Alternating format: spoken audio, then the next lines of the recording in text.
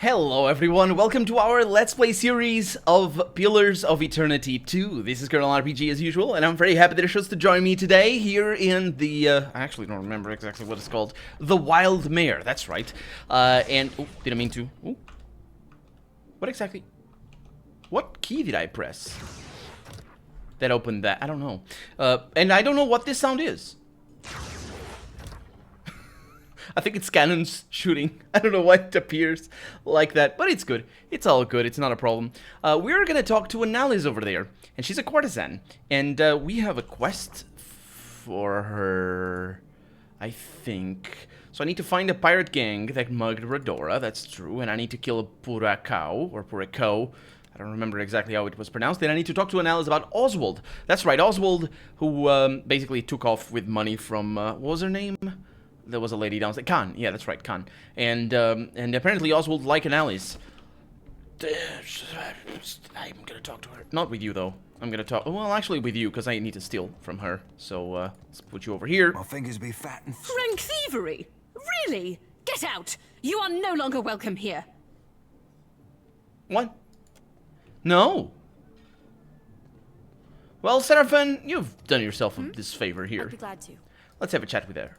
I'm probably gonna reload. I have nothing more to say to you. Can screw you.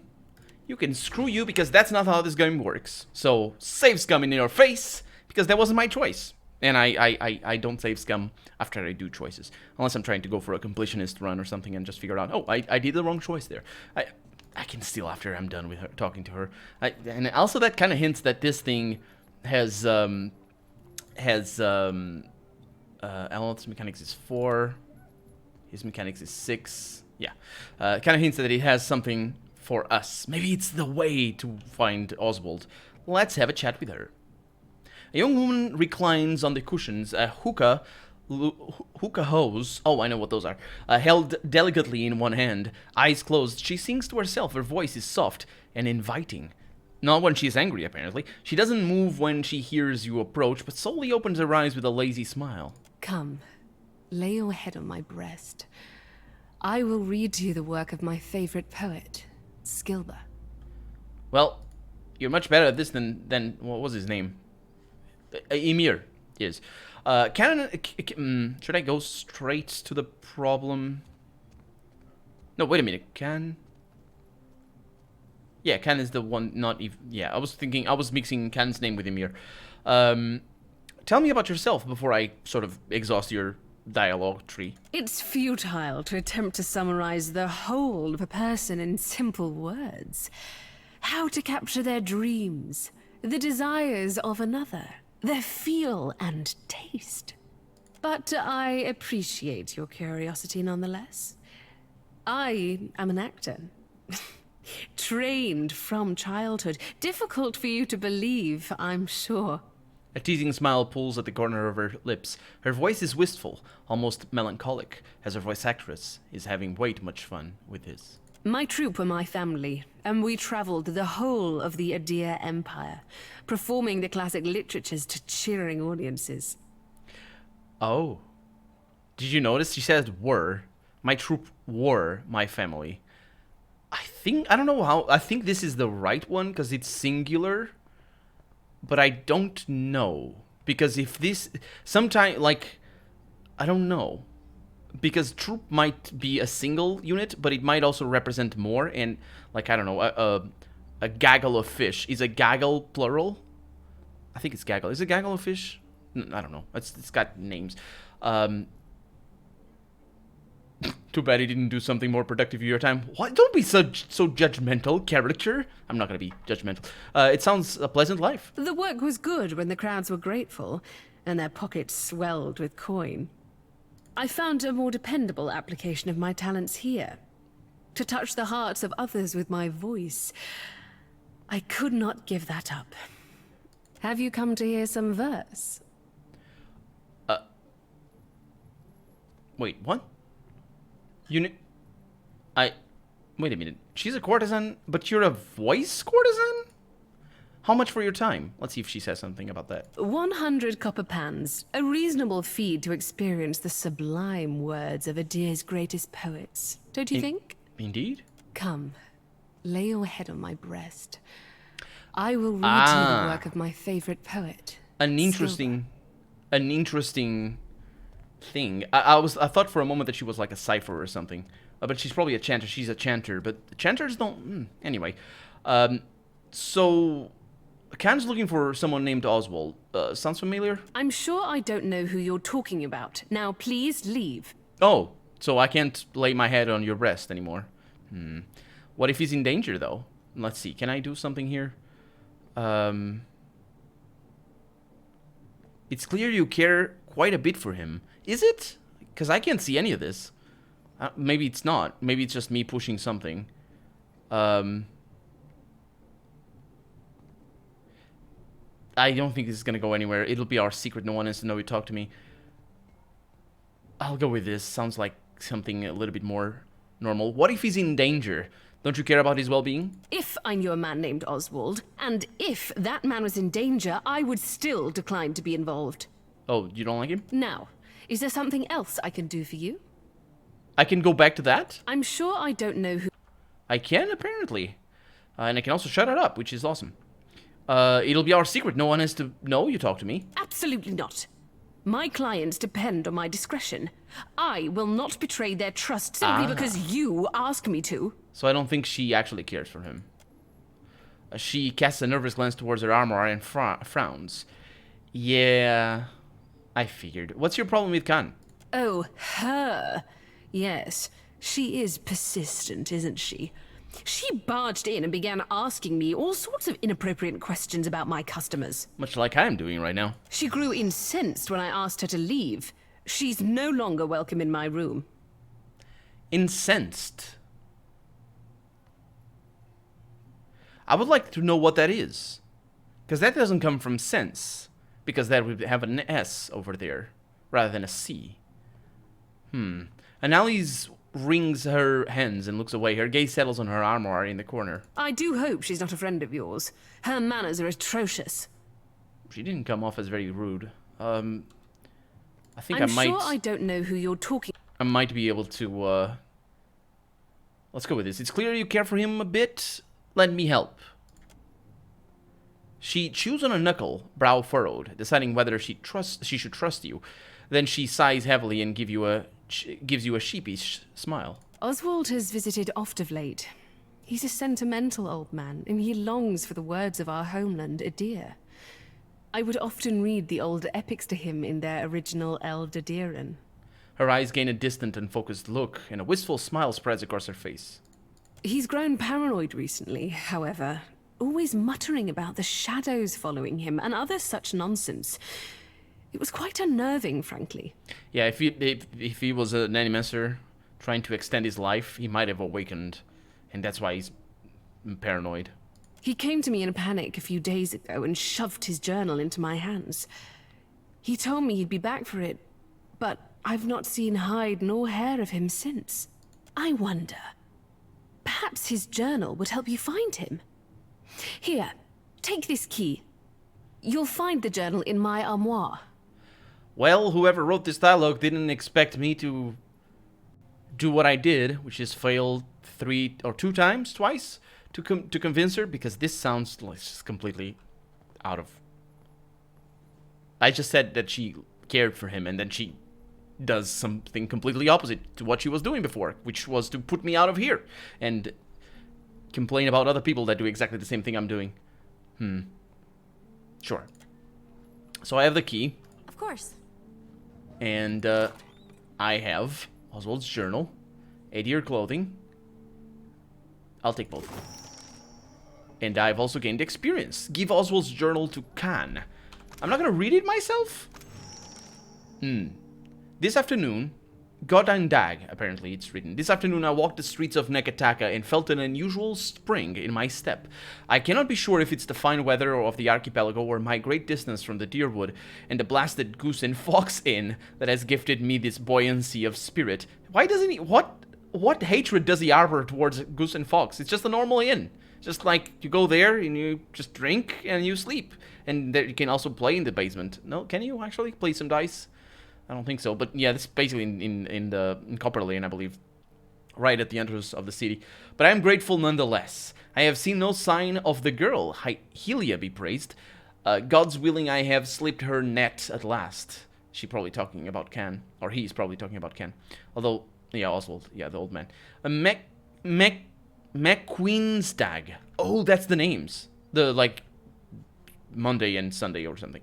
The shadows are strange here, seeming to move of their own accord. As I passed from Queensberth to Perikey's Overlook this morning, I could have sworn I saw one turn to face me, then another. I fled the area as quickly as I could, and as far as I can tell, I was not followed. I have many enemies, and as any man of a roguish adventurous mien should. I don't know what that is. Though none None have cause to search for me here. I know these shadows must be but a trick of the mind, but I still am uneasy. The next entry is written in a shaky wild hand, clearly penned in great haste. Rittlingsdag. As I put me down to bed this evening, I heard a faint whispering beneath my window. I always leave it open to better catch the breeze, and thanks be to Helia for it, or I might have been none the wiser. However, when I went to investigate, no one was there. And yet I know I heard voices. I may be old, perhaps even paranoid, but I am not crazy. I must leave this place with all haste. Gods protect me in my flight.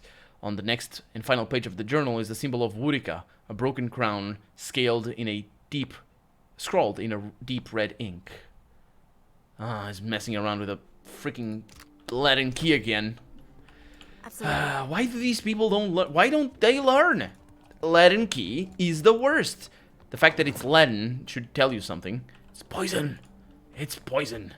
And we have a couple of people here whom we need to talk to. Royal Wanna Clothing, that's nice. Anything over here? No. Constantin.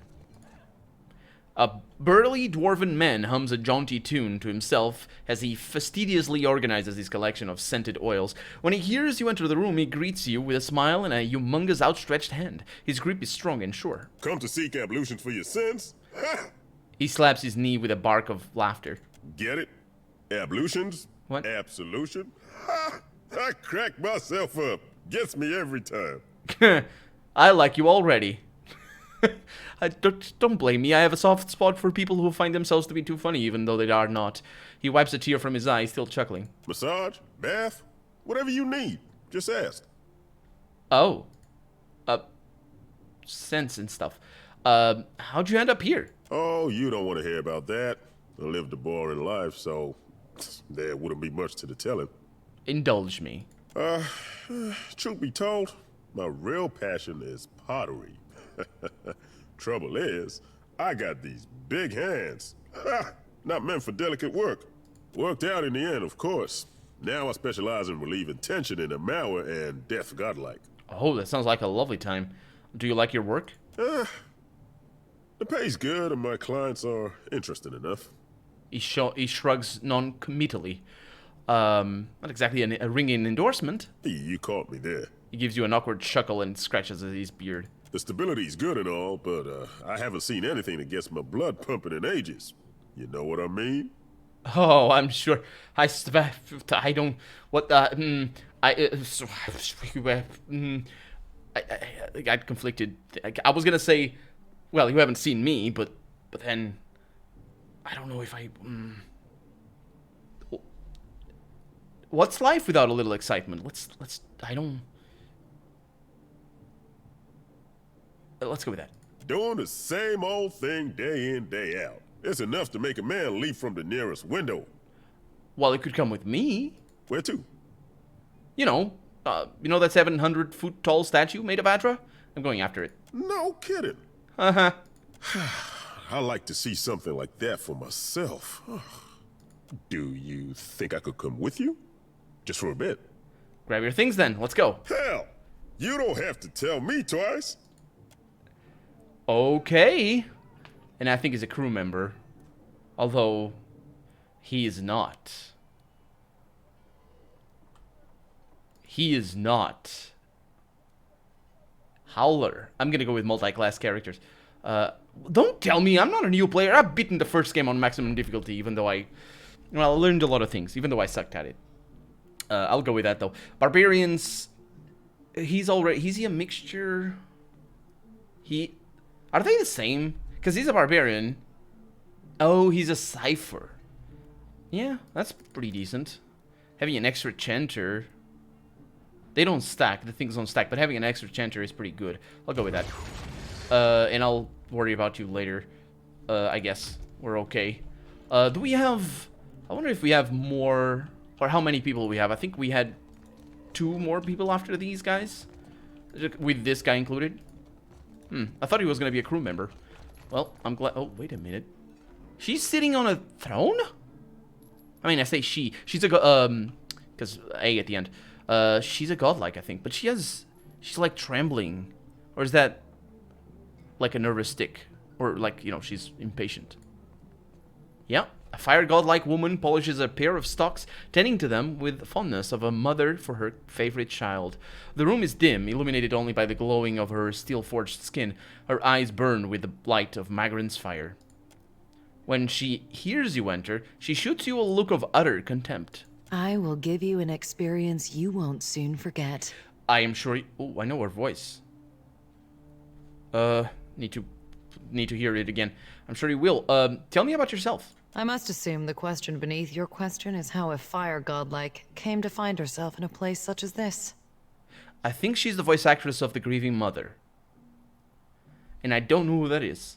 She leans back against the wall of chains. They clank and rattle, and she smiles at the sound. Perseverance. Being as I am, I have been forced to find it for myself. Now I teach it to others. To live in a world as a thinking, feeling creature, it is difficult. It demands strength. But we cannot always be strong.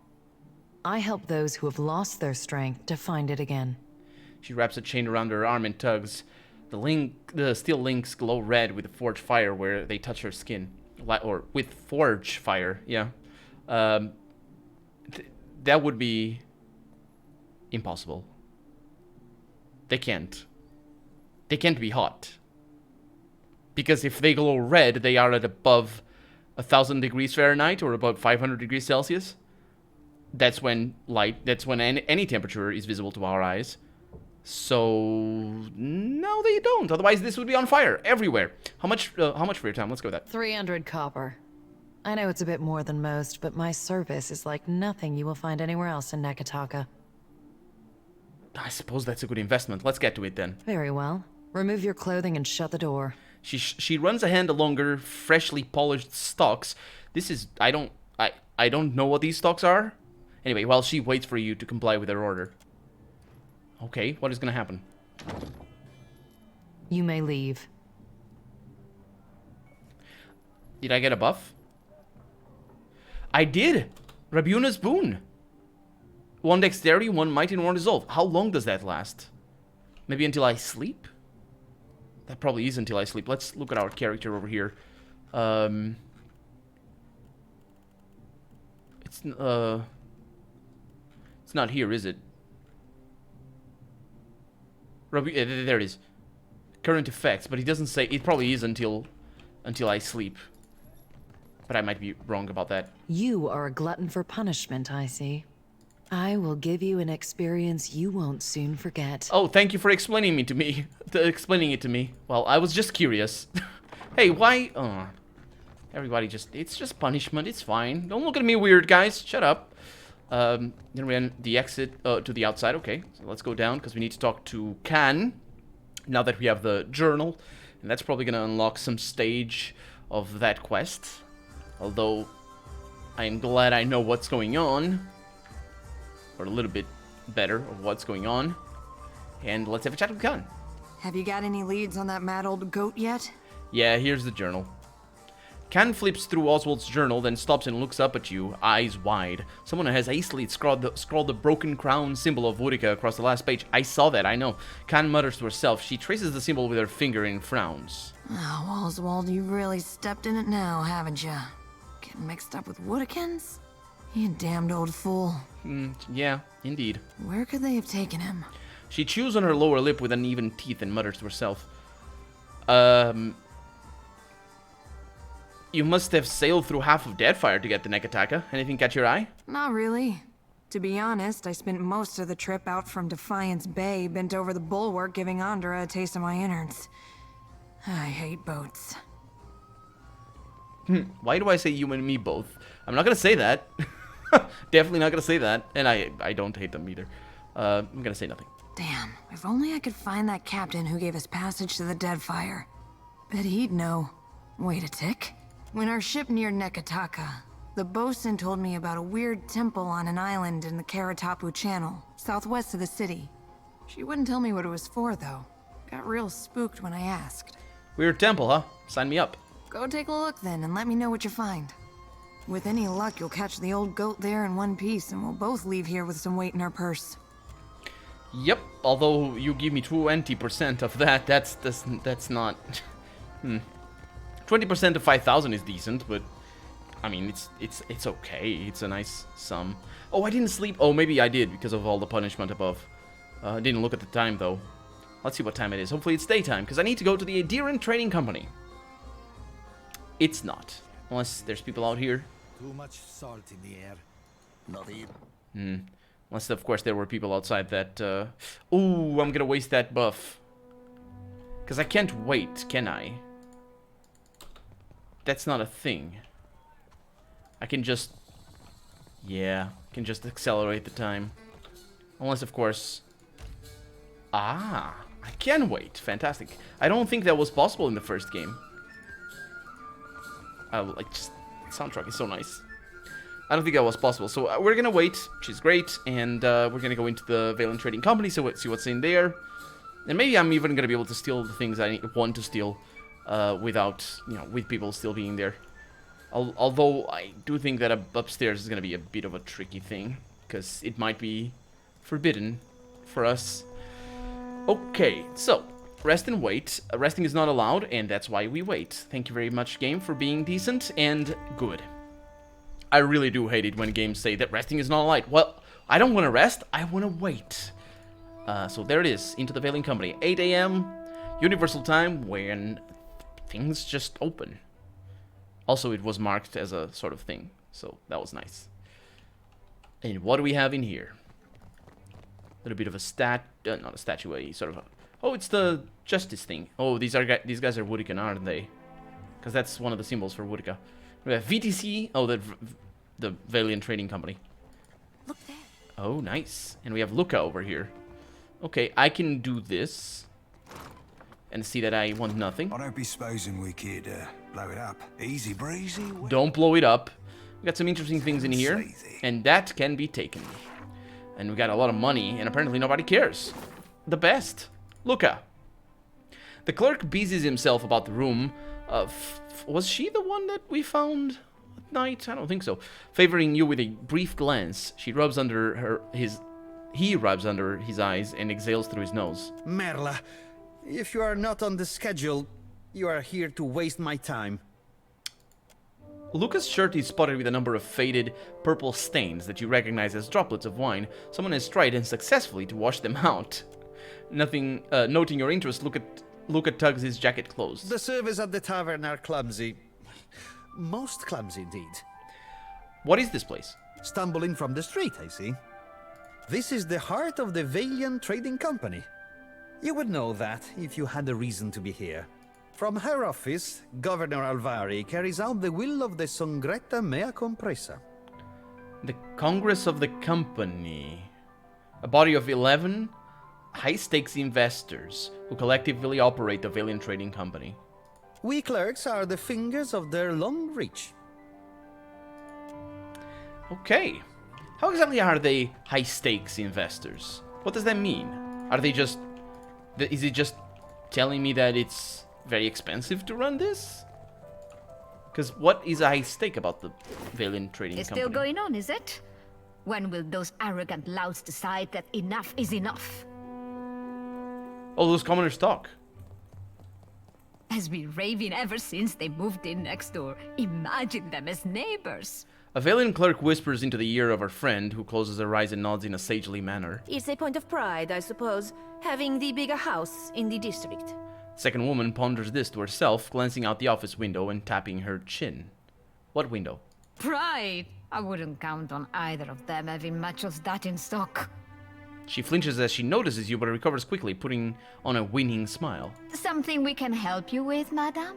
The clerk favors you with an official smile. I couldn't help but overhear. What was that you were talking about? Have you been walking through Queen's Birth with your eyes closed? Or have you simply failed to notice the trouble between the Bardato and Valera families? Well, I didn't... I have heard of the Valera, but not about the Bardato. Let us bring you up to speed, yes?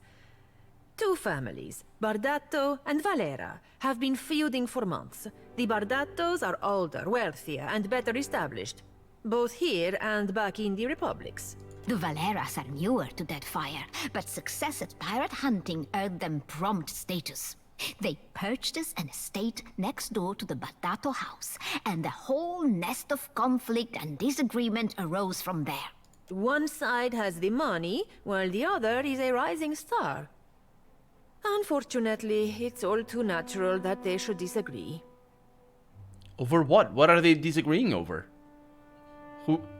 I've been there, I didn't notice anything, although I did notice that the people... I did think that the Valeras weren't very rich.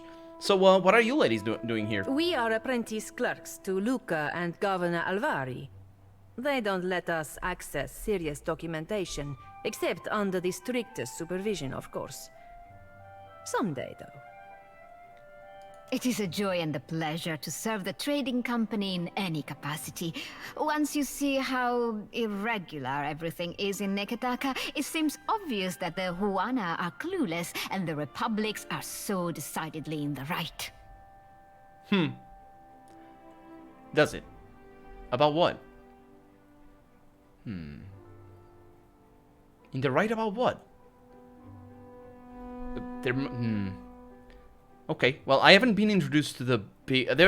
We had signs of a tension between the One and the Republics, but what tension was that? I didn't really understand. I kind of figured it was just normal social tension, because it's two very different civilizations together in the same islands. There must be something else behind this. Farewell, then. Farewell. And where are we going? Are we going upstairs? Ooh, actually, we were over there. We came from...